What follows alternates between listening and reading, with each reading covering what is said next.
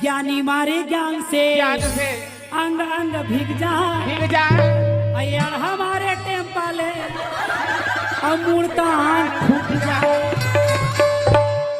हमार जोड़ीज बना है काय करबे उसने तो।